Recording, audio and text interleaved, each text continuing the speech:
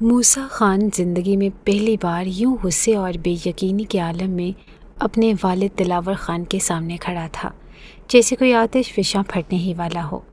اس کی آنکھوں میں وہ اشتعال نہ تھا جو بدتمیز اولاد میں ہوتا ہے، بلکہ ایک ایسا اضطراب تھا جو عزت اور تربیت کے بوجھ تلے دبا ہوا ہو۔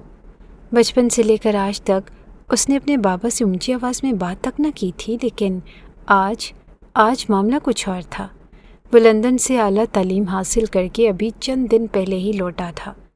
بزنس ایڈمنسٹریشن میں ماسٹرز کی ڈگری لیے ذہن میں کئی خواب، دل میں کئی منصوبے اور رویے میں وہ مخصوص مغربی شائستگی لیے جو ایک مہذب، خود اعتماد مگر تھوڑا مغرور نوجوان کی پہچان تھی۔ غرور اس کی طبیعت میں اس لیے درایا تھا کہ بھلے دنیا کا وہ اکلوتا شخص نہ تھا جو MBA کی ڈگری حاصل کرنے میں کامیاب ہوا تھا، مگر اپنے علاقے کا ضرور وہ واحد شخص تھا جس نے لندن سے اعلیٰ تعلیم حاصل کی تھی۔ من پسند فیصلے لینا اور اپنے ناز نخرے اٹھوانا اس کی طبیعت کا خاصہ تھا، مگر آزاد فضاؤں میں بے لگام دوڑتے ہوئے وہ بہت سی بنیادی باتوں کو پیچھے چھوڑ چکا تھا۔ موج مستی میں اب رنگین مزاجی شامل ہو چکی تھی۔ ڈال ڈال گھومنے والا بھنورا پاکستان لوٹ کر بھی وہی آزادی کی چاہ رکھتا تھا۔ ایئرپورٹ پر ہی ایک طرح دار سی حسینہ سے مراسم بڑھا کر موبائل نمبرز کا تبادلہ کر چکا تھا اور مسرور سی مسکراہٹ لیے مطمئن ہو چکا تھا، کیونکہ وہ سمجھتا تھا کہ اب اس کی ذاتی زندگی میں ہر بڑا فیصلہ اس کے ہاتھ میں ہوگا۔ مگر جیسے ہی وہ آبائی حویلی میں داخل ہوا، دلاور خان نے اس پر ایک ایسا دھماکہ کر دیا جس نے اس کی سوچوں کی بنیادیں ہلا کر رکھ دی۔ موسیٰ خان کی 7 سال بعد وطن واپسی پر حویلی میں جشن کا سا سما تھا۔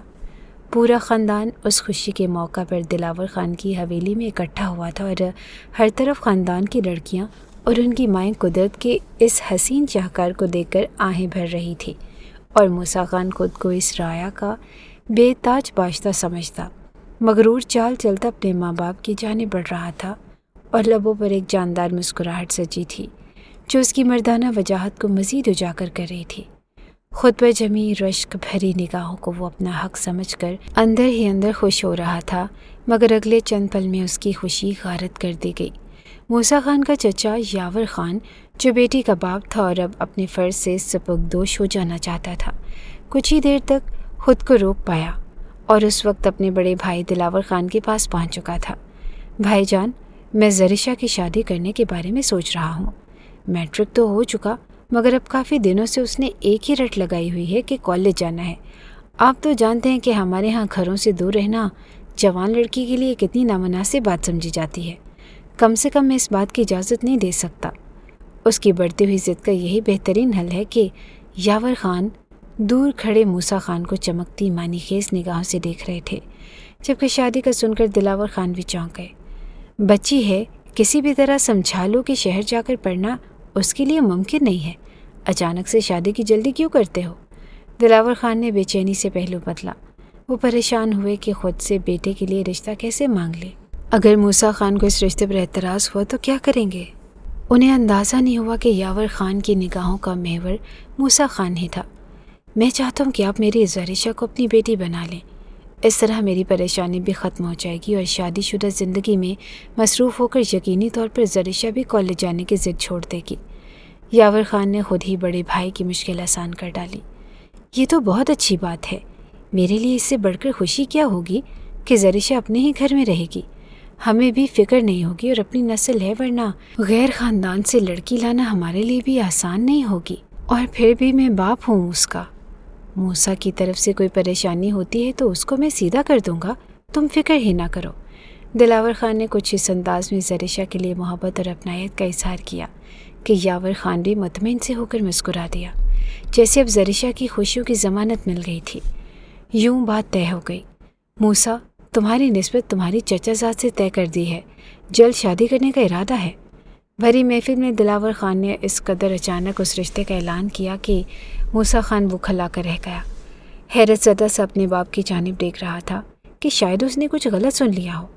ابھی تو مجھے پاکستان واپس آئے چند گھنٹے ہی ہوئے ہیں اور یہ سب اتنا بڑا فیصلہ، میری زندگی کا سب سے اہم فیصلہ، اور مجھ سے پوچھے بنا ہی اعلان کر دیا۔ کیوں بابا، ایسا کیوں کیا آپ نے؟ ابھی تو میں نے اپنی آزادی کو بھرپور طریقے سے انجوائے کرنا تھا۔ آنکھوں میں حیرت اور دل میں 100 طرح کے شکوے لیے وہ پل میں اپنے بابا سے بدگمان ہوا، اور بدگمانی جائز بھی تھی۔ جس شخص نے بچپن سے جوانی تک اپنے ہر فیصلے میں اپنی رائے دینا اور اپنی مرضی منوانا سیکھا تھا، اب اس سے بنا کسی وضاحت کے اتنا بڑا فیصلہ سر جھکا کر قبول کرنے کی توقع رکھنا حماقت ہی تھی۔ اور شام کو تمام مہمانوں کے رخصت ہوتے ہی کب سے دبا غصہ اور بے بسی کا اظہار کیا۔ بابا جان، کیا میں پوچھ سکتا ہوں کہ اس اچانک فیصلے اور پھر پورے خاندان کے سامنے اعلان کرنے کی کیا ضرورت تھی؟ آپ اچھی طرح جانتے ہیں کہ میں اپنی زندگی اپنی مرضی سے گزارنے کا عادی ہوں، اور آپ کو بھی اس پر کوئی اعتراض نہیں ہے۔ آپ نے سوچ بھی کیسے لیا کہ میں شادی جیسے اہم معاملے پر یوں اچانک باقی سب کی طرح سن کر خوش ہو جاؤں گا؟ موسیٰ خان کمال ضبط کا مظاہر کرتے ہوئے بھی جیسے پھٹ پڑا تھا۔ ہاں، میں سب جانتا ہوں، مگر شاید تم یہ بات نہیں جانتے۔ کچھ معاملات کو بچوں کے حوالے نہیں کرنا چاہیے۔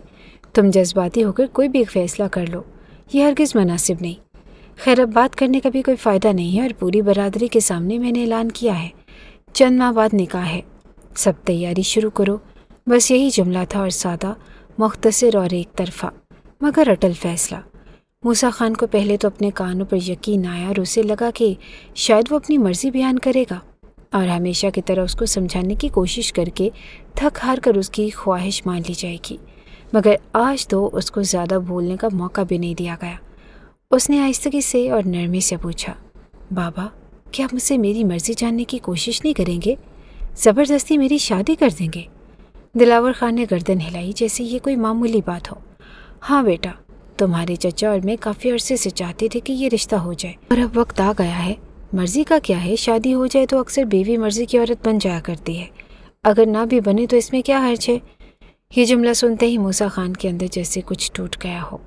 اس نے پلکیں جھپکی، لبوں کو سختی سے بھینچ کر خود کو غلط کہنے سے روکا، اور پھر آہستگی سے پوری کوشش سے اپنے لہجے کو قابو میں رکھتے ہوئے بولا، بابا، مجھے افسوس ہے لیکن میں اس فیصلے سے اتفاق نہیں کر سکتا۔ دلاور خان نے چونک کر بیٹے کی طرف دیکھا۔ کیا مطلب ہے تمہارا؟ یہ پورے خاندان کا فیصلہ ہے، جس میں تمہاری ماں، تمہاری چچی، سب کی رضامندی شامل ہے۔ موسیٰ خان نے ایک لمبی سانس لی۔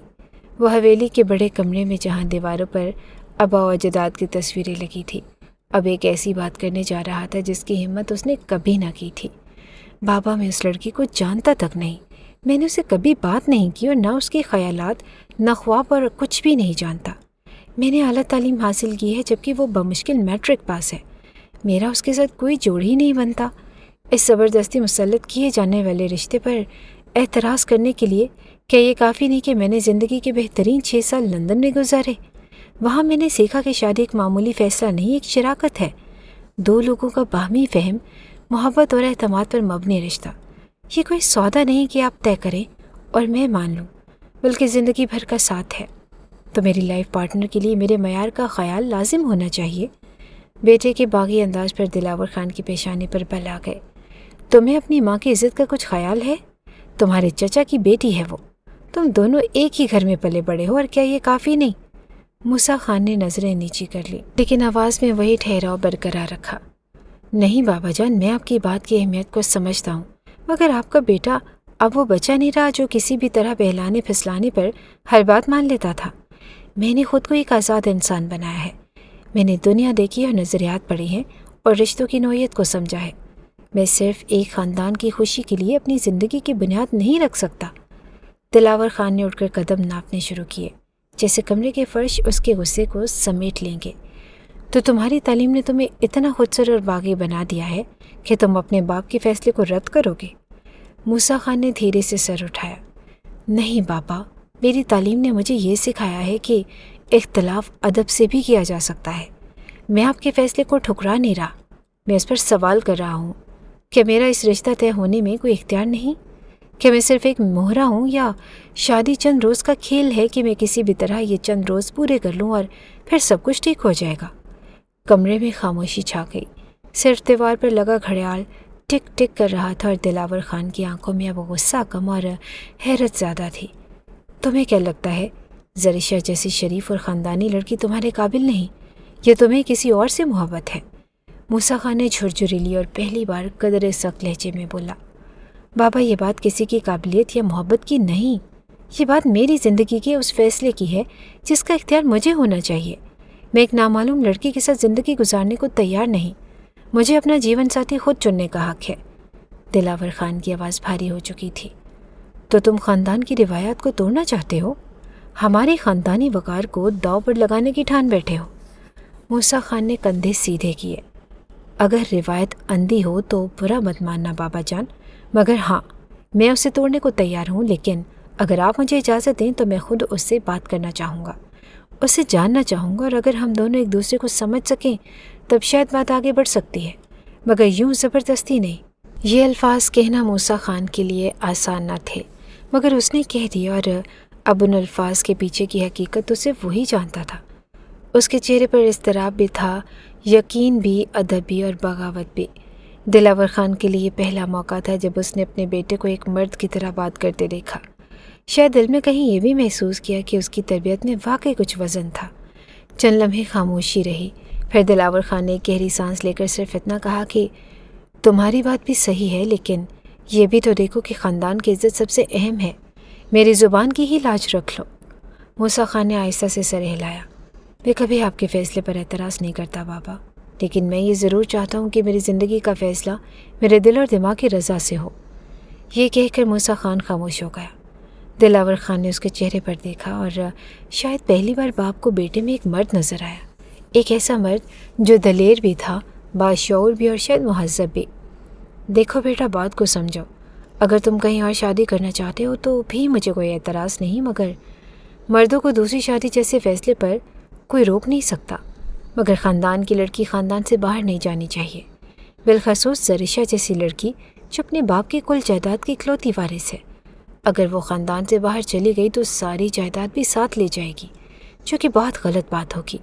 تم سمجھ رہے ہو نا، یہ ہمارے آباء و اجداد کی جاگیر ہے، اور اس کو کسی غیر کے حوالے کیسے کر دے؟ تمہیں بس ایک بے ضرر سی لڑکی سے نکاح کرنا ہے اور یاور خان کی حویلی سے اس حویلی میں لے کر آنا ہے، اور پھر وہ تو یہیں رہے گی، اور تمہیں اس کے نام سے 2 گاؤں کی حکمرانی بیٹھے بٹھائے مل جائے گی، اور اپنی زندگی کے فیصلے کے لیے بھی تم آزاد ہو۔ اس نکاح کے بعد کہیں بھی کسی بھی حیثیت کی لڑکی سے شادی کرنا چاہو تو تمہیں کوئی نہیں روک سکتا۔ سب سے اہم بات یہ ہے کہ ہمارے خاندان میں کسی بھی معمولی خاندان کی لڑکی بہو کی حیثیت سے داخل نہیں ہو سکتی۔ تم زریشہ سے شادی کر کے خاندان کے وقار کو برقرار رکھو، اور دوسری شادی اگر کرنا چاہو تو اس کو کہیں شہر میں ہی رکھ لینا۔ دلاور خان ہمیشہ کی طرح ایک بار پھر اپنے بیٹے کو اس کی پسند کی شادی کے ساتھ زندگی گزارنے کے لیے سنہرے خواب دکھاتے ہوئے شادی کے لیے راضی کر چکے تھے، اور موسیٰ خان بھی اس بات پر خاموش ہو چکا تھا کہ اپنے خاندانی رسم و رواج کے مطابق اگر زریشہ سے شادی کر کے اس کو آزادی مل سکتی ہے تو اس میں کوئی برائی نہیں۔ البتہ دل سے وہ اب بھی اس بات پر راضی نہ ہو پایا تھا، مگر فی الوقت خاموشی اختیار کر گیا، جبکہ دلاور خان اس بات پر دل میں خوش ہو رہے تھے کہ بھتیجی کو اپنی بہو بنا کر نہ صرف وہ اپنے چھوٹے بھائی کو خوش اور مطمئن کر لیتے، بلکہ ہمیشہ کے لیے ان کی خاندانی جائیداد بھی غیروں کے ہاتھ لگنے سے محفوظ ہو جاتی۔ نواب ابراہیم خان کے 2 ہی بیٹے تھے، دلاور خان اور یاور خان۔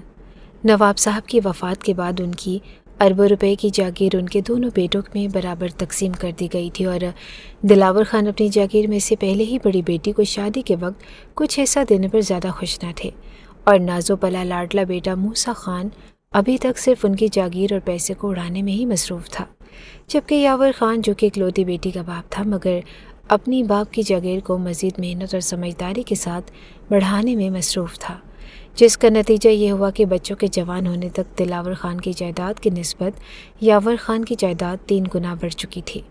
یہی وجہ تھی کہ دلاور خان ہر صورت یاور خان کی بیٹی کو اپنی بہو بنانے پر تلا ہوا تھا، مگر سمجھ نہیں پا رہا تھا کہ کس طرح اپنے بھائی کو بنا کسی بدمزگی اور جھگڑے کے قائل کر سکے۔ اس کی یہ خواہش اس کے خوبرو بیٹے نے چند سال لندن میں گزار کر آتے ہی بڑی آسانی سے پوری کر دی، مگر وہ خود اس بات پر بالکل بھی خوش نہ تھا۔ اکثر بڑی بڑی جاگیروں کے مالک اسی طرح جائیداد کے حوالے سے کافی لالچی طبیعت کے اور کمزور لوگ ہوتے ہیں، جنہیں اپنی اولاد کی خوشی اور ان کے شرعی حقوق کا کوئی خیال نہیں ہوتا، بس ایک ہی بات کی فکر ہوتی ہے کہ ان کی دولت جائیداد ہمیشہ انہی کے پاس موجود رہے، کسی بھی طرح جائیداد کا بٹوارہ ہونے نہ پائے۔ دلاور خان بھی اسی سوچ کا مالک تھا، اسی لیے لاپرواہی سے کندھے جھٹک کر بیٹے کی ناراضگی کو نظر انداز کرتے ہوئے فرحت بیگم کو دھوم دھام سے شادی کی تیاریاں کرنے کا حکم صادر کر دیا، اور اس لمحے حویلی کی فضا میں ایک نیا باب رقم ہو چکا تھا، جبکہ دوسری جانب یاور خان نے شہر میں رہ کر تعلیم حاصل کی اور جاگیر وراثت کے حوالے سے کسی بھی قسم کے لالچ یا بٹوارے سے انہیں کوئی غرض نہ تھی۔ وہ تو صرف اپنی بیٹی کی خوشی اور حفاظت کے لیے اسے اپنے گھر میں نگاہوں کے سامنے رکھنا چاہتے تھے۔ یہی وجہ تھی کہ انہوں نے خود ہی دلاور خان جیسے بظاہر سلجھے ہوئے اور اعلیٰ تعلیم یافتہ بھتیجے کا انتخاب کر ڈالا۔ وقت پر لگا کر اڑنے لگا اور بالآخر وہ دن آن پہنچا جب موسیٰ خان اپنے باپ کے سمجھانے بجانے پر نہایت مجبوری میں خاموشی سے نکاح کے لیے بیٹھا تھا، مگر دوسری جانب زریشہ خان جو دل میں 100 طرح کے خدشات اور گھبراہٹ کے ساتھ فطری شرم و حیا کے حالے میں لپٹی اپنے آپ میں سمٹی جا رہی تھی کہ سارے خاندان کی لڑکیاں اپنی حسرت اور اداسی کو بھلائے اس کے ساتھ چھیڑ چھاڑ کرنے میں مصروف تھی۔ تم کتنی خوش قسمت ہو زریشہ کہ تمہیں بن مانگے لندن پلٹ اتنا خوبصورت اور پڑھا لکھا موسیٰ خان بیٹھے بٹھائے مل گیا۔ اب تمہارے ان قبائلی مردوں سے جان چھوٹ گئی جو عورت کو پیر کی جوتی سے زیادہ کچھ نہیں سمجھتے۔ آج تو تم اس قدر خوبصورت لگ رہی ہو کہ موسیٰ خان تم پر دل ہار بیٹھے گا، اور پھر تم چاہو تو اپنے شوہر سے اپنی تعلیم جاری رکھنے کی خواہش بھی منوا سکتی ہو، جو خود دوسرے ملک میں تعلیم حاصل کر کے آیا ہے۔ ہمارا نہیں خیال کہ وہ تمہیں کسی شہر کے کالج میں پڑھنے کے لیے جانے سے روکے گا۔ واقعی تم بے حد خوش قسمت ہو۔ دیکھنا تم موسیٰ خان کے دل پر راج کرو گی۔ موسیٰ خان بھی بے حد خوش قسمت ہے جسے ہماری زریشہ جیسے انتہا کی خوبصورت اور کمسن لڑکی کا ساتھ نصیب ہونے جا رہا ہے۔ زریشہ کی ماموزاد کزن جو کب سے اس کے ددیال کی کزنوں کے منہ سے صرف موسیٰ خان کی تعریفیں سنتی جا رہی تھی، مزید رہ نہ پائی تو زریشہ کی اہمیت جتانا ضروری سمجھا، جبکہ رنگ برنگی باتیں سنتے ہوئے زریشہ شرمانے کے ساتھ ساتھ 100 طرح کے خواب آنکھوں میں سجا چکی تھی۔ ان کے مطابق شاید اس کی زندگی پھولوں کی سیج کے ماند گزرنے والی تھی، مگر قسمت میں کیا لکھا ہے یہ تو کوئی بھی نہیں جان سکتا۔ نہ ہی کوئی باپ لاکھ چاہنے کے باوجود اپنی بیٹی کے لیے زندگی بھر کی خوشیاں خرید سکتا ہے، اور نہ ہی کسی لڑکی کا حسن اس کی خوشیوں کا ضامن ہو سکتا ہے۔ سکی سہیلیوں کے درمیان کھری چھیڑ چھاڑ اور مختلف باتوں کا شکار زریشہ تھوڑی ہی دیر کے بعد موسیٰ خان کے نکاح میں آنے کے بعد اپنی حویلی سے روتے ہوئے رخصت ہوئی تھی۔ ایک بالکل انجان شخص جس کے بارے میں اس نے صرف دوسروں سے سن رکھا تھا، مزاج اور طبیعت کے بارے میں یکسر لاعلم زریشہ گھبراہٹ کا شکار تھی، اور دل اس بری طرح سے دھڑک رہا تھا کہ زریشہ کو یوں محسوس ہوا جیسے ابھی پسلیوں کی دیوار پھلانگ کر باہر آن پڑے گا۔ کافی دیر تک تائی اور باقی سب کے درمیان کھیری مختلف رسموں کے لیے بیٹھی زریشہ کو چند لمحے پہلے اس کے کمرے میں پہنچا دیا گیا، جہاں پر ہر طرف مہکتے پھولوں کی سیج اور دیواروں پر بھی نہایت سلیقے کے ساتھ سجاوٹ کی گئی تھی۔ ایک ایک چیز کو سراہتی نظروں سے دیکھتی زریشہ اندر ہی اندر شرم اور گھبراہٹ کا شکار ہو رہی تھی۔ ہتھیلیاں بار بار پسینے سے بھیگ رہی تھی اور لب بری طرح کپ کپا رہے تھے۔ اسی لمحے دروازے کے باہر قدموں کی آہٹ کو محسوس کرتی زریشہ اپنے پہلے سے جھکے سر کو مزید جھکاتے ہوئے تھوڑی کو سینے سے لگا چکی تھی، اور سر پر بھاری دوپٹہ گھونگھٹ کے طور پر لیا ہوا تھا، جس میں وہ مکمل طور پر چھپی دھڑکتے دل کے ساتھ آنے والے کی آمد کو محسوس کر رہی تھی۔ مگر یہ کیا؟ اچانک ایک دھاڑ کی آواز سے اس کی شرم و حیا اور خوابوں کے محل ایک پل میں چکنا چور ہو چکے تھے۔ موسیٰ خان جو پہلے ہی زبردستی مسلط کیے جانے والے رشتے پر بے حد ناخوش تھا، اور مزید اس کی وہ گرل فرینڈ جس کے ساتھ وہ ہوٹل اور پارکس میں ملاقاتیں کر چکا تھا، اس کی شادی کا سن کر اس قدر ناراض تھی کہ اس کی کال تک اٹھانا گوارا نہیں کر رہی تھی۔ اس بات کی وجہ سے موسیٰ خان اس قدر چڑچڑا اور بدلحاظ ہو چکا تھا کہ اس نے سارا غصہ زریشہ خان پر اتار دیا، جس کا کسی بھی حوالے سے کوئی قصور نہ تھا۔ تم ابھی تک میرے بیڈ پر اتنا پھیلاوا کر کے کیوں بیٹھی ہو؟ کیا تمہیں پتہ ہے کہ میں اپنے بیڈ پر پھیل کر سونے کا عادی ہوں؟ عجیب جاہل لڑکی ہو جس کو اتنا سا بھی اندازہ نہیں کہ اگر میں نہ یہاں پر کسی رسم میں شریک ہوا اور نہ ہی کمرے میں آنے کی جلدی کر رہا تھا تو اس کے پیچھے ضرور کوئی بڑی وجہ ہوگی۔ اپنی یہ خوش فہمی تم دور کر لو تو بہت بہتر ہوگا۔ میں اس شادی کے لیے بالکل راضی نہیں تھا، صرف اور صرف بابا جان کی ضد کرنے پر، ان کی عزت کی خاطر میں نے یہ نکاح کرنے پر مجبور ہوا۔ اس لیے اب پہلی فرصت میں میرے بستر سے اٹھو اور یہ پھول وغیرہ اور اپنا یہ لباس بھی چینج کرو۔ مجھے ان سب چیزوں سے سخت وحشت ہو رہی ہے۔ میں شاور لینے جا رہا ہوں اور میرے آنے سے پہلے یہاں کا سب کچھ اچھی طرح سے صاف کر دو۔ मुझे किसी भी किस्म की डेकोरेशन या कोई फूल पत्ती वगैरह कुछ भी यहाँ नज़र नहीं आना चाहिए। दरवाजे को ज़ोर से बंद करते हुए मूसा खान एक ही सांस में सामने बैठी कमसिन और मासूम लड़की को इस कदर बातें सुना चुका था कि तज़लील के बायस उसका चेहरा सुर्ख पड़ गया। वो तो उस शख्स के बारे में जो अभी चंद घंटे पहले ही उसका शौहर बना था। न जाने क्या कुछ वो सोच चुकी थी और कितनी ही तारीफ़ें सुन चुकी थी कि वो इस कदर मुहज़्ज़ब और बाइखलाक और सुलझा हुआ लड़का है जिसने बैरून मुल्क जाकर अपनी कबायली जाहिलियत और औरत ज़ात को कमतर समझने जैसी कई बातों को पसे पुश छोड़ दिया है। मगर वही मूसा खान उसके लिए आज भी वही कबायली मर्द बन चुका था जिसने उसके एहसासात और जज्बात की भी कोई परवाह न की और पहली ही रात में उसे बुरी तरह धाड़ कर उसके दिल को दुखी कर गया था। ज़रिशा अपने शौहर के इस रवैये पर बुरी तरह से सहम चुकी थी और पूरी शिद्दत से लरसते वजूद के साथ बिस्तर से उठने की नाकाम कोशिश कर रही थी, जबकि मूसा खान अपनी बात कहकर वहाँ पर रुकने की बजाय तेज़ी से ड्रेसिंग रूम की जानिब बढ़ गया और अगले 20-25 मिनट में शॉवर लेकर ढीले ढाले ट्राउज़र शर्ट में मूसा खान वॉशरूम से बाहर निकला तो बिना उसकी तरफ देखे तेज़ी से वॉलेट, गाड़ी की चाबियाँ और मोबाइल फ़ोन साइड टेबल से उठाता कमरे से बाहर जा चुका था। उसके जाते किसी हिरनी की तरह सहमी हुई ज़रिशा खान फूट फूट कर रोती। वो अपनी इस किस्मत पर हैरत में मुब्तला हो चुकी थी और काफ़ी देर तक रोते रहने और दिल का बोझ हल्का करने पर हर मुमकिन कोशिश करने के बाद वो इस अहद के साथ खड़ी हुई थी कि कुछ भी हो जाए मैं अपने बाबा जान को इस सब के बारे में नहीं बता सकती। एक शरीफ और मशरकी लड़की अपने इंतहाई अंदरूनी मामलात के बारे में भी बाप भाई को आखिर किस तरह आगाह कर सकती है।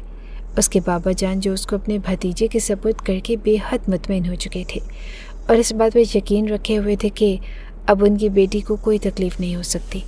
ये जानकर बुरी तरह से टूट जाते कि जिस भतीजे पर उन्हें इस कदर मान था वही भतीजा उसकी बेटी को इस कदर ज़िल्लत और तकलीफ़ देकर गुजारने का सबब बन चुका है। खुदा जाने ये पहाड़ जैसी ज़िंदगी किस तरह गुजरेगी। या खुदा मुझे हिम्मत देना। मैं अपने बाबा की तकलीफ़ का बायस नहीं बनना चाहती। सच है कि कोई भी बाप भले कितना ही अमीर क्यों ना हो अपनी बेटी के नसीब को ख़रीद नहीं सकता और ना ही बदल सकता है। ये ताकत सिर्फ़ और सिर्फ रब की ज़ात के पास है और वो जो चाहे जैसा चाहे करने पर कादिर है। अगर मेरे रब ने मुझे ये तकलीफ़ देने का फ़ैसला किया है तो उसकी ज़रूर कोई ना कोई वजह होगी और जो रब इंसान को परेशानियों में मुब्तला करता है वही रब साबित कदम रहने और हिम्मत रखने का हौसला भी अता फरमाता है। ज़रिशा खान अपने दिल को हर मुमकिन तसल्ली देने की कोशिश कर रही थी और साथ ही साथ इस नक चढ़े मगरूर शहज़ादे के हुक्म की तामील करते हुए और उसी लिबास तब्दील करके कमरे की सजावट का सामान भी समेटने में मसरूफ़ थी।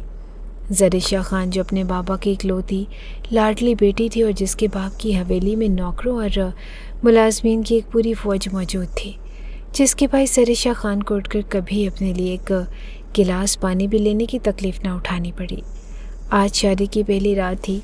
उस संगदिल इंसान ने उस फूल सी नाजुक अंदाम लड़की को इस कदर मुश्किल में मुब्तला कर डाला था कि काफ़ी देर तक कमरे को समेटने की वो कोशिश में हलकान होती ज़रिशा खान बिलाखिर कामयाब हो चुकी थी और थक हार कर बिस्तर पर लेटी तो एक बार फिर दिल इस बुरी तरह से भर आया कि जी चाह रहा था कि चीख चीख कर रोए और सबको जमा करके बताए कि एक बेटी जिसके बुरे नसीब से हर बाप डरता है और अपने तईं बेहतर से बेहतरीन फ़ैसला करता है, आज किस मुश्किल का शिकार है और कोई भी उसकी तकलीफ़ को समझने या उसका गम बांटने को उसके पास मौजूद नहीं।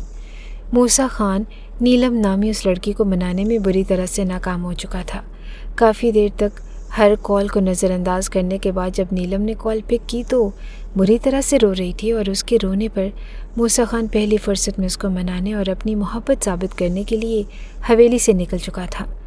ये जाने बगैर कि दो आंखें रात के इस पहर उसको तेज़ी से कॉल पर किसी से बात करते हुए निकलता देख रही थी। तो मेरे लिए रोना बंद करो, मेरा यकीन करो मैं तुम्हारे साथ मुखलिस हूँ और सिर्फ बाबा जान की ज़िद के आगे मैं हार गया हूँ, मगर मेरा यकीन करो मैंने उस लड़की की जानिब नज़र उठाकर देखना भी गवारा नहीं किया। इस वक्त मैं रास्ते में हूँ और तुम्हारी तरफ ही आ रहा हूँ। क्या ये जानकर भी तुम मेरी मोहब्बत पे यकीन नहीं करोगी? मूसा खान जो चंद पल पहले ज़रिशा खान के लिए एक जाबिर और हाकिम मर्द बनकर उस पर रोब झाड़ रहा था, अपनी मनपसंद लड़की नीलम के नाज नखरे उठाने में अपना जाहो जलाल और ख़ानदानी वक़ार तक भुला चुका था। जबकि नीलम अब सू सू करती उसकी बात सुनकर अदा से बोल रही थी। मैं तुम्हारा कैसे यकीन करूं? तुम अच्छी तरह जानते हो कि मैं तुमसे मोहब्बत करती हूँ, मगर तुम मुझे छोड़कर अपनी कज़न से शादी रचा कर बैठे हो। इस वक्त अगर तुम वाकई मेरी दहलीज पर आज कदम रखते हो और इस अहद के साथ आते हो कि आज की रात तुम मेरे नाम कर दोगे, तो शायद मैं तुम्हारा एतबार कर सकूं, वरना मैं कभी तुम्हारी मोहब्बत पे यकीन नहीं कर पाऊंगी। मैं वो कमज़ोर औरत नहीं हूँ जो मर्दों की चिकनी चुपड़ी बातों में आ जाऊँ। मैं हकीकत पसंद हूँ और जो देखती हूँ उस पर यकीन रखती हूँ। नीलम 35 साल शातिर और चालबाज औरत थी, जो मूसा खान जैसे खुद को समझदार समझने वाले बेवकूफ़ मर्दों को इस तरह अताए और नाज दिखाकर अपनी जानिब माइल करने की माहिर शिकारी थी, और मूसा खान के इस बात पर यकीन करने के लिए बार बार उसको उकसा रही थी कि अगर वो सिर्फ बहलाने की कोशिश कर रहा है तो अमली तौर पर उसके पास पहुंचने की हर मुमकिन कोशिश करे। थोड़ी देर में मूसा खान उसके बताए हुए एड्रेस पर मौजूद था और उसे सामने देखकर बनी ठनी नीलम बज़ाहिर रोते हुए उसके सामने मौजूद थी, जबकि उसका दिल खुशी से फूले नहीं समा रहा था कि वो एक बार फिर किसी रईस ज़ादे को बेवकूफ़ बनाने और अपने दरवाजे तक लाने में कामयाब हो चुकी थी। मूसा खान उसके गम को हल्का करने की कोशिश करते कब उसकी चालबाजियों में आता बहक चुका था, वो कुछ भी अंदाज़ा नहीं कर पाया, और कुछ वो पहले ही कोई बाकिरदार और मजबूत शख्स न था। लंदन में भी इसी तरह की सरगर्मियों में वो मसरूफ़ रह चुका था, इसलिए भी उसने इस बात पर ज़्यादा तवज्जो न दी, और अब तक वो नीलम से एक हद में रहकर मिलता रहा था और कोई ख़ास गहरा और जज्बाती लगाव महसूस नहीं करता था। मगर बाप की ज़बरदस्ती और ख़ुद पर मुसल्लत की हुई उस वक्त चचाज़ाद कज़न को जब उसकी बीवी बन चुकी थी, उसकी चिड़ में हर हद से गुजर गया। रात के आखिरी पहर मूसा खान की आंख खुली तो वो हड़बड़ा कर उठा और तेज़ी से वॉशरूम की जानिब गया। शॉवर लेकर फ्रेश हुआ और वॉशरूम से बाहर निकला तो सामने खिड़की से बाहर के नज़ारे देखते हुए लाशौरी तौर पर उस एक बात को बहुत गहराई से महसूस करने लगा था। अपनी मर्ज़ी से मैं नीलम को मुतमिन करने यहाँ तक तो चला आया और इसकी खुशी की खातिर हर हद से गुजर गया, मगर जाने क्यों मुझे एक अजीब सी उलझन हो रही है। मुझे अपने वजूद से और उस औरत से घिन आ रही है। ऐसा तो मैंने लंदन की आज़ाद फ़िज़ा में घूमने वाली ईसाई लड़कियों की कुर्बत में भी कभी महसूस नहीं किया, जो मुझे आज बड़ी शिद्दत से महसूस हो रहा है। आखिर क्या वजह हो सकती है? वो दिल ही दिल में अपने जज्बात को टटोल रहा था, मगर कुछ समझ नहीं पाया तो सर झटक दिया और पैर कमरे से बाहर निकाला और फिर फ्लैट से निकलकर दूर चला गया, शायद कभी ना लौट कर आने के लिए, या फिर कौन जानता है कि कब दिल बदल जाए। अजानों से चंद मिनट पहले मूसा खान हवेली में दाखिल हो चुका था और उसकी वापसी को भी किसी ने बड़ी गहरी निगाहों से देखा था, और दबे पैर अपने कमरे में जाकर अंधेरे में अंदाजे से बैठ के एक जानिब लेट कर मूसा खान अनजानी सोचों में गुम था। कमरे में गहरी स्याही फैली हुई थी और ऐसी ही स्याही मूसा खान अपने दिल में भी पूरी शिद्दत से महसूस कर रहा था। बेचैनी से करवट बदलते रात की स्याही पर दिन का उजाला गालिब आने लगा। कमरे में सूरज की किरणों के हल्के से झलक दिखाने पर मूसा खान एक बार फिर करवट बदल कर सोने की कोशिश करता बुरी तरह से ठटक गया। उसके पहलू में सोती दोशीज़ा कोई आम सी लड़की न थी, बल्कि हुस्न की ऐसी खामोश तफसीर थी जिसे अल्फाज में समेटना मुश्किल और आंखों से हटाना नामुमकिन था। उसकी मौजूदगी में फ़िज़ा जैसे लम्हा भर की थम चुकी थी। हवा की रवानी सुस्त होती गई और दिल की धड़कन एक लम्हे को रुक सी रही थी। वो एक ऐसी कमज़िन दोशीज़ा थी जो देखने वालों को कुछ पल के लिए ख्वाबों की दुनिया में ले जाए, जहाँ सिर्फ हुस्न, नज़ाकत और खामोशियों में छुपी बातें बसती हैं। उसके बाल सूरज की किरणों जैसे सुनहरे थे और जैसे किसी मुसव्विर ने बरसों मेहनत से हर तार में रोशनी भर दी हो। खुले हुए बालों की झालर उसकी शफाफ पेशानी पर बिखरी हुई थी, और जब वो अपने नाजुक हाथ से उन्हें पीछे करती तो उसकी चूड़ी पेशानी पर छलकने वाली बेसकूनी हर बार मूसा खान के दिल को बेसाख्ता अपनी तरफ खींच लेती। उसका सरापा ऐसा मुतनासिब था कि कोई पहलू दूसरे से कम न था। नहायत सलीके से संवारा हुआ जिस्म, जैसे कुदरत ने मुकम्मल इन्हमाक से उसे तराशा हो। नहायत नज़ाकत से जुड़ी उंगलियां जिस पर ताज़ा मेहंदी की खुशबू महक रही थी। यूँ लगता था जैसे गुलाब की पंखड़ियों पर हिना की आहट रुकी हो। उसके हाथों की रंगत मोम की गुड़िया जैसी थी और सफ़ेद, नर्म और शिफाफ, जिन पर मेहंदी की रची हुई लकीरें उसे मज़ीद दिलकश बना रही थी। مگر وہ جو چیز دل کو سب سے زیادہ چھو رہی تھی وہ اس کی چھوٹی سی سرخ ناک تھی، جو مسلسل رونے کے باعث کچھ سوجی ہوئی تھی، اور اس کی یہ سادگی اور معصومیت موسیٰ خان جیسے مغرور انسان کو بے اختیار اس کے قریب لے جانے لگی۔ ایسا لگتا تھا جیسے وہ اپنے جذبات کے بوجھ تلے دبی ہو، اور جیسے اس کی دنیا میں کوئی ایسی ادھوری بات ہو جسے وہ کہنا چاہتی ہو مگر الفاظ اس کا ساتھ نہ دے رہے ہوں۔ اس کی خاموشی میں ایک عجیب سی کشش تھی، ایک چیخ جو سنائی تو نہ دیتی مگر محسوس ضرور ہوتی۔ وہ لڑکی نہ صرف حسن کی جیتی جاگتی تصویر تھی، بلکہ اس کے انداز، اس کی معصومیت، اس کے سادہ مگر گہرے جذبات مل کر اس کی شخصیت کو کچھ ایسا رنگ دے رہے تھے کہ دیکھنے والا بے اختیار اپنی نظریں جھکا گیا، نہ صرف احترام میں بلکہ اس خوف سے بھی کہ اگر ایک لمحہ اور اس کی طرف دیکھا تو دل اس کے لیے دھڑکنا بھول جائے گا اور روح ہمیشہ کے لیے اس کی نظروں کی قید میں آ جائے گی۔ کچھ سورج کی کرنوں کی چمک اور کچھ موسیٰ خان اس کو اس قدر محویت سے دیکھ رہا تھا کہ وہ تھوڑا سا کسمسائی اور نیم آنکھوں کے سامنے اس کا منظر پہچاننے کی کوشش کرنے لگی۔ موسیٰ خان کو اپنے قریب اور خود پہ جھکا ہوا دیکھ کر وہ بری طرح سے ہڑبڑا کر اٹھی۔ ایک ہی لمحے میں اس کے دماغ نے گزشتہ رات کی چند واقعات دہرا کر اس کو تلخ حقیقت میں لاپٹ کھا۔ وہ میں نے صفائی کر دی تھی مگر نہ جانے کیسے میں سمیٹ لیتی ہوں، وہ گھبرائی سی آواز میں بولی اور موسیٰ خان کو شرمندہ کر گئی۔ اپنے گھر اپنے ہی کمرے میں اتنی خوبصورت اور دل کو زیر کر دینے والی بیوی موجود ہوتے ہوئے بھی وہ گزشتہ رات ایک انجان عورت کو خوش کرنے میں ہلکان ہو رہا تھا، جس کے چہرے پر خوبصورت دیکھنے کی کوشش میں میک اپ کی دبیز تہ تھی اور چہرے پر کوئی کشش و شرم و حیا نام کی چیز نہ تھی۔ وہ پوری توجہ سے سامنے بیٹھی زریشہ خان کے چہرے پر تیزی سے بدلتے رنگ دیکھتے ہوئے سوچ رہا تھا کہ میں نے تم سے صفائی کرنے کو کب کہا ہے؟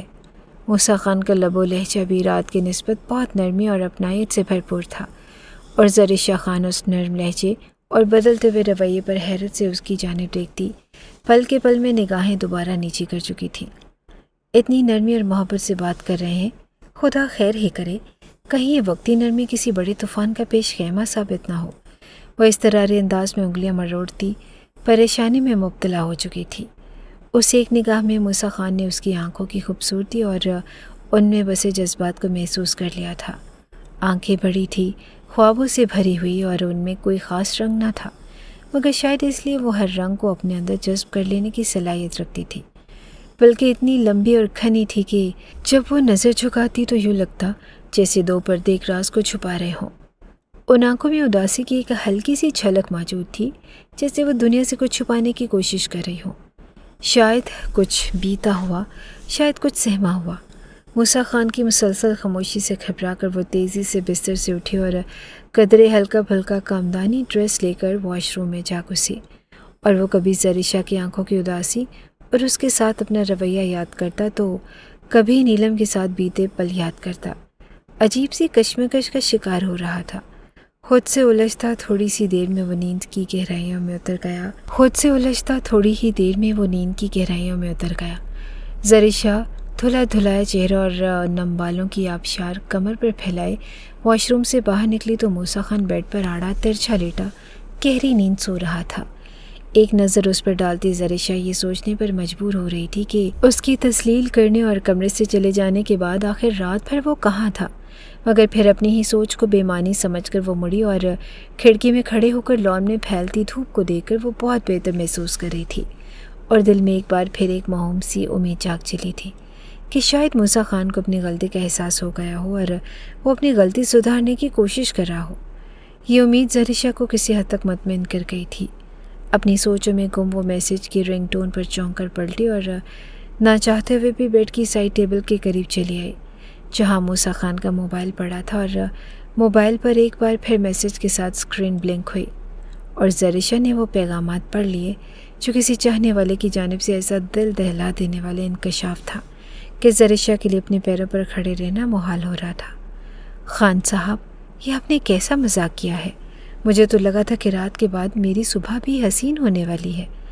آنکھ کھلتے ہی میں آپ کے پہلو میں ہونے کی خواہش مند تھی، مگر آپ یوں اچانک بنا بتائے چلے گئے۔ سب خیریت تو ہے؟ یہ الفاظ زریشہ خان کے لیے کسی تازیانے کی مانند تھے، جنہوں نے ایک پل میں اس کا سارا وجود لہو لہان کر دیا تھا، اور चंद पल पहले की उम्मीद भी दम तोड़ गई। दिल की उदासी हद से सवा होने लगी और आंखों में तैरते पानी को बमुश्किल पीछे धकेलती वो रुख मोड़कर एक बार फिर से बाहर के नज़ारों में खुद को मसरूफ़ करने लगी, मगर उसका दिल दर्द की शिद्दत से कुरला रहा था। शाम को मिन्हास बेगम के आते ही वो एक बार फिर से टूट कर रोने लगी। माँ के पूछने पर हिचकियों से रोते हुए अपने शौहर का पहली रात का रवैया और बदकिरदारी के बारे में सब कुछ बताने लगी। मिन्हास बेगम बेटी के मुंह से दामाद की असलियत सुनकर सख्ता ज़दा रह गई। उसको सीने से लगाकर थपकने लगी और साथ साथ अपने आंसू भी साफ कर रही थी। काफ़ी देर तक रोते रहने के बाद जब ज़रिशा का दिल कुछ हल्का हुआ तो मिन्हास बेगम ने गहरी सर्द आह भरी। बेटा, ये मर्द ऐसे ही होते हैं। उनको बीवी के होते हुए भी दूसरी औरतों के साथ वक्त गुजारना और खुफिया मुलाकातें करना पसंद होता है। शायद दुनिया का हर मर्द ही ऐसा होता है। मिन्हास बेगम दूर कहीं ख्यालों की दुनिया में खो चुकी थी। हर मर्द ऐसा कैसे हो सकता है अम्मी जान? मेरे बाबा भी तो हैं और मैंने कभी ऐसी कोई हरकत करते नहीं देखा उन्हें। हमेशा अपने काम से काम रखा, दिन रात अपने कारोबार की बेहतरी और फैमिली को वक्त देने के सिवा कोई दूसरी बात नहीं सोचते। अगर मेरे बाबा ऐसे हो सकते हैं तो फिर मेरा शौहर ऐसा क्यों नहीं हो सकता? ताया जान भी हैं और किस मर्द ने ये हरकतें नहीं की जो मेरा शौहर करता है। हर लड़की उसको रश्क भरी निगाहों से तक रही थी, मगर ये कोई नहीं जानता था कि ये सिर्फ ज़ाहिरी खूबसूरती है। उस शख्स का बातिन तमाम लोगों से ज़्यादा स्याह और बदनुमा है। ज़रिशा बात करते करते एक बार फिर से रो पड़ी। बेटा, तुम अभी बहुत छोटी हो और इन बातों के बारे में ना सोचो तो बेहतर है। अपने शौहर की हर बुरी आदत को नज़रअंदाज करने की कोशिश करो। अल्लाह ने चाहा तो एक दिन ये भी एक बेहतरीन इंसान बन जाएगा।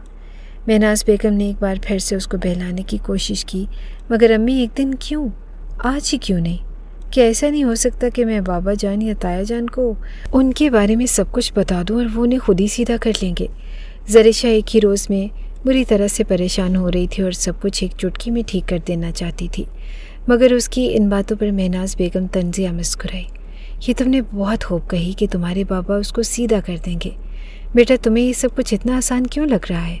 अगर कोई शख्स किसी गुनाह में मुलव्वस है तो अल्लाह का हुक्म है कि उसे एक झटके में बदल कर रख सकता है, मगर एक इंसान दूसरे इंसान को सुधारने के लिए सिर्फ कोशिश और सब्र से इंतज़ार के सिवा कुछ नहीं कर सकता। जानती हो, तुम्हारे बाबा भी बिल्कुल ऐसे ही थे। मैं भी इसी तरह अक्सर रातों को तन्हाई में रोकर अपने दिल का बोझ हल्का किया करती और इस गम को दबाने की कोशिश की। कई बार मैंने तुम्हारे बाबा को समझाने की भी कोशिश की, बल्कि उनके पैर पड़कर मिन्नत समाजत तक कर डाली, मगर उन्होंने मेरी एक ना सुनी। अलबत्ता शादी के पूरे 4 साल बाद जब तुम्हारी पैदाइश हुई तो एकदम से तुम्हारे बाबा को ये एहसास हुआ कि वो अब एक बेटी के बाप बन चुके हैं और उन्हें ऐसी कोई भी हरकत नहीं करनी चाहिए जो मुस्तकबिल में उनकी बेटी के सामने आन खड़ी हो। और देखो, जैसा कि उन्होंने सोचा था, मूसा खान भी उन्हीं का अक्स निकला, मगर उन्हें ये बात सोचते हुए बहुत देर भी हो चुकी थी। इसलिए आज तुम्हारे हिस्से में तकलीफ़ आई है और काश तुम्हारे बाबा ने मेरी बात मान ली होती, या शायद इस ख़ानदान का हर मर्द ही ऐसा है। बस मैं ये राज नहीं जान पाई, और अगर मुझे पहले अंदाज़ा हो जाता तो मैं कभी इस रिश्ते पर राज़ी न होती। मगर खैर, अब क्या हो सकता है? खुदा को यही मंजूर था और अब तुम चाहो तो मैं तुम्हारे बाबा को सब कुछ बता देती हूँ और इस रिश्ते को ख़त्म करने की कोशिश करते हैं। और चाहो तो सब्र बर्दाश्त से काम लो और अच्छे वक्त का इंतज़ार करो, और एक ना एक दिन वो वक्त ज़रूर आकर रहेगा, भले इसमें कुछ साल गुजर जाए। मिन्हास बेगम और भी जाने क्या कुछ कह रही थी, मगर ज़रिशा का दिमाग उसी एक बात पर अटका हुआ था कि सब्र करो या रिश्ता ख़त्म करो। ये मर्द इतने खुदगर्ज क्यों होते हैं कि उनकी खुदगर्जी की भेंट चढ़ जाने वाली औरत के पास कोई आसान राह फरार बचता ही नहीं। ज़रिशा दोनों में से किसी एक भी रास्ते का इंतखाब नहीं कर पा रही थी। आगे कुआं था तो पीछे खाई। माँ के चले जाने के बाद भी वो उन्हीं सोचों में गुम रही थी, मगर हासिल कुछ ना हुआ। हर वक्त सोचते रहने के बायस चंद रोज़ में ही ज़रिशा का चेहरा मुरझाया सा लगने लगा। गहरी खामोशी और उदासी उसके वजूद के गिर्द बसेरा डालकर बैठ गई थी और दिनों इस कदर मसरूफ़ था कि उसका ज़रिशा की जानिब ध्यान ही नहीं गया। जाने वो किन उलझनों को सुलझाने की कोशिश में दिन रात भाग दौड़ कर रहा था। हवेली में इसको कई दिन तक दाखिल होते किसी ने ना देखा और दिन इसी तरह उदास और बेकैफ से गुजर रहे थे। ज़रिशा अक्सर लॉन में जाकर बैठ जाया करती, जो इस हवेली में उसकी वाहिद जाय पनाह थी, जहाँ पर कोई भी उसको देख नहीं सकता था, और वो अपनी मर्ज़ी से घंटों खलाओं में तकती अपना दिल बहलाने की कोशिश किया करती। یا کبھی بہت دل بھر آتا تو خوب رو کر دل ہلکا کر لیتی۔ اس وقت بھی وہ ایسے ہی اداس کسی غیر مرئی نقطے پر نگاہ جمائے بیٹھی تھی کہ سامنے سے ناصر اس کی جانب چلایا۔ ناصر اس حویلی کا پرانا اور پچھلی 2 پیڑھیوں سے وفادار ملازم تھا، جس پر ہر فرد کو اندھا اعتماد تھا، اور اس نے بھی کبھی اس اعتماد کو ٹھیس نہیں پہنچائی۔ اس وقت بھی وہ پچھلے کئی روز سے زریشہ کی پریشانی اور یوں اداس صورت لیے اس تنہا گوشے میں چھپے رہنے کو مسلسل نوٹس کر رہا تھا۔ آج دل کے ہاتھوں مجبور ہو کر چلایا۔ خدا کی پناہ بی بی، اتنی نیک اور خوبصورت بیوی کے ہوتے کوئی مرد بھرا ادھر ادھر کیسے بھٹک سکتا ہے؟ معاف کرنا مگر آپ بڑے لوگوں کی ہر بات انوکھی ہوتی ہے۔ ناصر نے سرد آہ بھرتے ہوئے فاصلے پر کھڑے ہو کر شاید زریشہ کی دلجوئی کرنا چاہی یا اس کو بغاوت پر اکسانا چاہتا تھا۔ وہ تو حیرت سے منہ کھولے بس ناصر کو دیکھے جا رہی تھی، جو اچانک اس کے سامنے آ کر کھڑا ہو گیا اور اس کے دل پر اس قدر گہری چوٹ کی کہ وہ بلبلا کر رہ گئی۔ جلدی سے کپڑے جھاڑ کر اٹھ کھڑی ہوئی اور ادھر ادھر دیکھتے گھبرا کر وہاں سے چلی گئی، مگر چند روز بعد وہ ایک بار پھر سے اس کے رونے پر وہیں چلا آیا۔ کاش بی بی آپ کو کس قدردان شخص کا ساتھ نصیب ہوا ہوتا تو یوں روز روز تنہائی کا درد نہ سہنا پڑتا۔ وہ سرد آہ بھر کر کہہ رہا تھا، ناصر تم یہاں کیوں چلے آتے ہو؟ مجھے اکیلے رہنا پسند ہے۔ زریشہ نے دل کڑا کر کر ناصر کو اس کی حد دکھانا چاہی اور پھر غصے سے منہ پھیلائے وہ وہاں سے بھاگ نکلی۔ ناصر کے آنے پر ہر بار اس کا دل کسی انجانے خوف میں گھر جاتا تھا۔ اگر کسی نے کچھ غلط سمجھ لیا تو وہ کسی کو منہ دکھانے کے قابل نہیں رہے گی، مگر ناصر بھی اپنے نام کا ایک ہی تھا، باز ہی نہیں آ رہا تھا، اور ہر چند روز کے بعد اس کے پاس پہنچ کر ہمدردی جتاتا تو کبھی موسیٰ خان کی بے حسی اور ناقدری کی دل کھول کر مخالفت کرتا۔ یوں رفتہ رفتہ زریشہ کا خوف بھی کم ہونے لگا، اور وہ جو کسی کندھے کی تلاش میں رہتی تھی جس پر سر رکھ کر دل کا بوجھ ہلکا کر سکتی تھی، وہ کندھا تو میسر ہی نہ تھا۔ البتہ کوئی اس کو سننے والا اور اس کے جذبات کو سمجھنے اور سمجھانے والا مل گیا تھا تو جھجک کر ہی صحیح زریشہ بھی 2 گھڑی اس سے بات کر لیا کرتی۔ اپنی ماں تک نے اس کا ساتھ نہ دیا تھا، مگر ناصر صرف موسیٰ خان کو غلط کہتا اور کوستا تھا، اور یہ بات زریشہ کی اس سے اعتماد کا رشتہ بنانے میں مددگار ثابت ہوئی تھی۔ نوابوں کے پاس دولت اور پیسہ بہت زیادہ ہے، اور اپنے اسی پیسے اور دولت کا غرور کرتے ہوئے وہ عورت جیسے نازک جذبات اور احساسات رکھنے والی مخلوق کو ناکارہ چیز سمجھتے ہیں، جبکہ عورت تو سر آنکھوں پر بٹھانے کے قابل ہوتی ہے۔ ہم غریب لوگوں کے پاس اتنا پیسہ اور عیش و عشرت تو نہیں ہوتی اپنی عورتوں کو دینے کے لیے، مگر دل میں مقام اور عزت ہم سے زیادہ یہ نواب لوگ دے ہی نہیں سکتے۔ یہ تو دولت اور جاگیر کی خاطر بیٹیاں تک قربان کر دیتے ہیں۔ جاگیر باہر نہ جائے بھلے بیٹی کو کوئی سنگ دل انسان جیتے جی زندہ درگور کرتے۔ ناصر کس قدر سچائی بیان کر رہا تھا، اور اس کے ہر لفظ میں زریشہ کو اپنا آپ دکھائی دے رہا تھا، مگر وہ نظریں چرانے پر مجبور ہو گئی۔ نہیں ناصر، میرے پاپا میرے ساتھ ایسا نہیں کر سکتے۔ وہ ایک مجبور باپ ہیں جو بیٹی کی قسمت کو بدلنے پر قادر نہیں ہے۔ دنیا کے ہر باپ کی طرح وہ بھی مجبور ہیں۔ وہ بار بار یہی بات دہراتی۔ ناصر کے ساتھ شاید خود کو بھی یقین دہانی کروانا چاہتی تھی۔ میں آپ کے دل سے عزت کرتا ہوں، مگر آپ کے حق میں بولنے یا آپ کو وہ عزت دلانے کے لیے جس کی آپ حقدار ہیں کچھ نہیں کر سکتا۔ چھوٹے نواب باہر سے آئے ہیں تو بہت منہ زور اور خود پرست بن گئے ہیں، اپنی خوشی پر ہر ایک کو قربان کرنے کو تیار ہیں۔ اگر آپ یہ خاندانی عیش و عشرت اور مطلبی رشتوں کے ساتھ قربان ہو جانا چاہتی ہیں تو کوئی بھی کچھ نہیں کر پائے گا، اور اگر آپ خود ہمت کریں اور چھوٹے نواب سے کسی طرح 3 بول طلاق لے کر نکلوا لیں تو میں آپ کی خاطر اپنی خاندانی وفاداری تک کو داؤ پر لگانے کو تیار ہوں۔ ہم جیسے غریب لوگوں کے پاس جان سے زیادہ قیمتی عزت اور وفا ہوتی ہے، اور میں اپنی وفا یہاں پر قربان کرنے کو تیار ہوں۔ البتہ میرے ساتھ جا کر آپ کی جان کو بھی ہر دم خطرہ لاحق رہے گا، اور جینے کو روٹی اور تن ڈھانپنے کو کپڑا بمشکل میسر ہو پائے گا۔ ناصر آج اس کو کسی بھی طرح تیار کرنا چاہتا تھا، یا شاید جیسا دعویٰ کر رہا تھا وہ واقعی تہہ دل سے زریشہ سے محبت کر بیٹھا تھا۔ زریشہ خان جو محبت اور عزت کی ترسی ہوئی تھی، ناصر کی باتوں پر اس کا دل اچھا محسوس کر رہا تھا، مگر آج بھی وہ دل کی بات کہتے جھجک رہی تھی کہ ناصر نہ صرف بالکل غیر مرد تھا بلکہ اس کے تایا کا خاندانی ملازم بھی تھا، اور انہی باتوں سے وہ بے حد خوفزدہ رہتی تھی۔ مگر آج تو اس کی خاموشی بھی طوفان کا کام کر گئی۔ کافی دیر سے پیچھے کھڑا موسیٰ خان اپنے خاندانی ملازم کے ساتھ اپنی بیوی کی گفتگو کو سن کر غصے سے سیخ پا ہو چکا تھا، مگر وہاں سے ایک طرف ہو کر واپسی کے لیے وہ مڑ چکا تھا اور ناصر کسی کام کے لیے وہاں سے اٹھا تو موسیٰ خان دندناتا ہوا اس کے سر پر آن پہنچا۔ میں چند روز اپنی مصروفیت کی وجہ سے حویلی نہیں آ سکا تو تم نے سوچا تم حویلی کے ملازموں کے ساتھ بھی چکر چلا سکتی ہو۔ تمہیں شرم آنی چاہیے زریشا۔ میں نے تو سنا تھا کہ تم پڑھائی کی وجہ سے شادی نہیں کرنا چاہتی تھی، مگر تم شاید اسی آوارہ طبیعت کی وجہ سے جلدی شادی ہو جانے سے گھبرا رہی تھی۔ موسیٰ خان اس قدر اچانک اس کے سر پر سوار ہوا کہ وہ سنبھل ہی نہ پائی۔ ایک جھٹکے سے اس کا موبائل چھین کر میسج اوپن کیے تو ناصر کے ساتھ اس کی چیٹ دیکھ کر موسیٰ خان کا غصہ ایک دم آسمان کو چھونے لگا۔ غصے سے بے قابو ہوتے ہوئے وہ بری طرح چلا کر اس کو باتیں سنا رہا تھا۔ موبائل کو ایک ہی جھٹکے میں پوری قوت کے ساتھ دیوار پر دے مارا، جس سے زریشا کی بھی ہمت بحال ہو گئی تھی۔ کیوں؟ مجھ سے عزت اور غیرت کی بات کرتے ہوئے آپ کو اپنا آپ گرا ہوا محسوس نہیں ہو رہا؟ میں تو صرف تسلی کے 2 بول سن کر خوش ہو جاتی ہوں۔ زریشا بھی بے خوف ہو کر موسیٰ خان کو شرمندہ کر رہی تھی۔ تم صرف باتیں کر رہی تھی یا اپنے یار کے ساتھ بھاگنے کی تیاری کر رہی تھی؟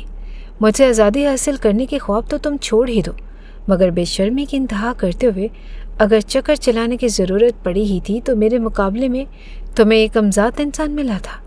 تم نے بے غیرتی کا مظاہرہ تو کیا ہی ہے، مگر کمین سے چکر چلا کر نواب زادہ موسیٰ خان کی توہین کی ہے، اپنے خاندانی وقار کی توہین کی ہے۔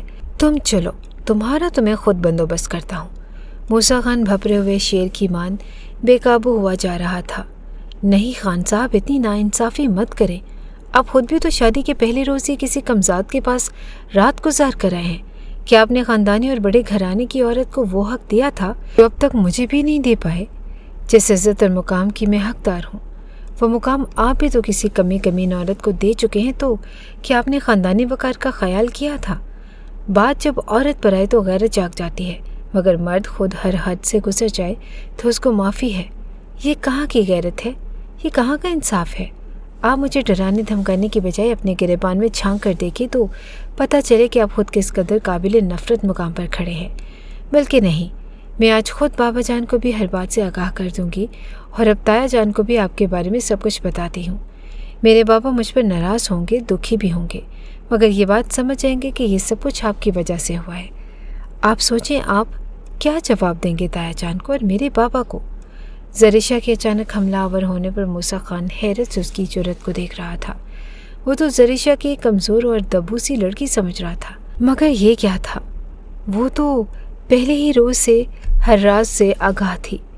اس اچانک حملے پر موسیٰ خان ایک پل کے لیے بکھلا گیا اور اسی پر زریشا نے ہمت کا مظاہرہ کرتے تیزی سے آگے بڑھ کر تایا جان کو آواز لگائی۔ اندر کی جانب بھاگی تھی اور ان کے پاس جا کر ایک بات ان کی کوشش گزارتی۔ موسیٰ خان نے اس کی باتوں کو جھٹلا کر اس کے خلاف دلاور خان کو بھڑکانا چاہا اور بابا جان اس کی کسی بات پر یقین مت کریں، یہ اپنا گناہ چھپانے کے لیے صرف بکواس کر رہی ہے۔ آپ یقین کریں یہ ہمارے خاندان کی عزت داؤ پر لگانے والی تھی۔ میں نے اس کو رنگے ہاتھوں پکڑا ہے اور یہ ناصر کے ساتھ۔ اس کی بات ادھوری تھی کہ دلاور خان گرج کر بولے، بس کرو موسیٰ، تمہارے بارے میں تو خود بھی میں جانتا ہوں۔ جو تم اس کا کہہ رہے ہو اصل میں تم خود ویسا کرنا چاہتے ہو۔ اپنا گناہ چھپانے کی خاطر میری بیٹی پر الزام مت لگاؤ۔ دلاور خان اس پر یقین کرنے کو تیار ہی نہ تھے۔ بابا جان میں سچ کہہ رہا ہوں، موسیٰ نے اپنی بات پر زور دیا۔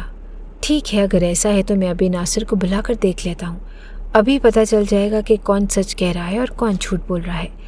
دلاور خان کی اس بات پر موسیٰ پرسکون اور زریشا بے چین ہوئی تھی اور وہ تو سوچ رہی تھی کہ اس کا ریکارڈ ضائع ہو چکا ہے، مگر ناصر کے ذریعے اس کا گناہ بھی واضح ہو جاتا۔ اسی وقت ناصر آیا اور اس نے اپنا موبائل دلاور خان کے سامنے رکھتے ہوئے پوچھنے پر بھی یہی کہا کہ پاک کلام کی قسم کھاتا ہوں نواب صاحب، میں چھوٹی بی بی کے دل سے عزت کرتا ہوں اور ان کے بارے میں گھٹیا سوچ بھی نہیں رکھ سکتا۔ دلاور خان نے اس کی قسم اٹھانے پر اس کا یقین کر ہی لیا اور ساتھ نے موبائل پر بھی سب کچھ دیکھ لیا۔ کہیں زریشا کے حوالے سے یا اس کے ساتھ بات چیت نہ کی گئی تھی۔ دیکھو اس کے پاس بھی ایسا کوئی ثبوت نہیں ملا۔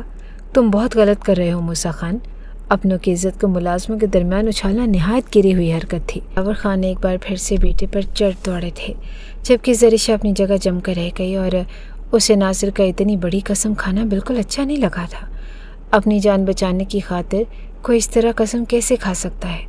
قسم اٹھانا تو نہایت معیوب بات ہے، اور اگر جان پر بن آئے تو بھی صرف خدا کی قسم کھا سکتے ہو، مگر اس کی جان پر نہیں بنی تھی۔ اور بعد میں زریشہ نے ناصر سے اس بارے میں استفسار بھی کیا تو وہ مطمئن سا ہو کر مسکرا دیا۔ میں نے سچ کہا تھا، اس لیے قسم اٹھانا غلط نہیں تھا، اور میرے دل میں آپ کے لیے کوئی غلط سوچ نہیں، اور نہ ہی ہمارے بیچ ایسا کوئی تعلق ہے۔ نواب صاحب غلط سمجھ رہے تھے، اور آپ پریشان مت ہو، سب ٹھیک ہو جائے گا۔ ابھی تو چھوٹے نواب حویلی چھوڑ کر جا چکے ہیں، اور آپ بھی سوچ سمجھ کر فیصلہ کریں۔ میں کچھ روز کے لیے اپنے ماں باپ سے ملنے جا رہا ہوں۔ ناصر نے زریشہ کی جان اور عزت کی حفاظت کی خاطر یہاں سے چلے جانا مناسب سمجھا، مگر 2 روز کے بعد علاقے کی ایک ویران حویلی میں ناصر کی لاش ملی، اور اس کی اطلاع ملنے پر زریشہ بھی وہاں پہنچ گئی تھی۔ اسی وقت موسیٰ خان نے بھی میسج کیا کہ یہ ہے تمہاری نام نہاد محبت کا انجام۔ دوبارہ کبھی کسی معمولی انسان کو میرے مقابل لانے کی کوشش کی تو اس سے بھی بری طرح پیش آؤں گا۔ زریشہ اپنی وجہ سے ایک بے گناہ کے قتل ہو جانے پر غم اور خوف میں گھری چیخ چیخ کر رو رہی تھی۔ اب رونے سے کیا حاصل؟ آپ بڑے لوگ آپسی معاملات میں ہم غریبوں کو گھسیٹ لیتے ہیں اور خود ہمیشہ بچ جاتے ہیں۔ درد اور جدائی ہم جیسوں کے نصیب میں آتی ہے۔ خدا کرے آپ بھی کبھی خوش نہ رہیں۔ ناصر کی بہن اس کو بد دعا دی، اور ناصر کی ماں موسیٰ خان کو جھولی اٹھا کر بد دعا دے رہی تھی، اور زریشہ سہم کر سوچ رہی تھی کہ غریب اور نادار کی آہ سیدھا عرش پر پہنچتی ہے۔ خدا جانے اس کے خاندان کے ساتھ کیا ہونے والا تھا۔ وہ تو پہلے غم سے نڈال تھی جس سے شوہر کی جانب سے عزت اور مقام نہ ملا تھا، اور ناصر کی صورت میں محبت پا لینے کی کوشش میں ناصر کو بھی ہمیشہ کے لیے کھو بیٹھی تھی۔ تہہ دامن سے زریشہ خان کے پاس سوائے آنسوؤں کے کوئی سرمایہ باقی نہ بچا تھا۔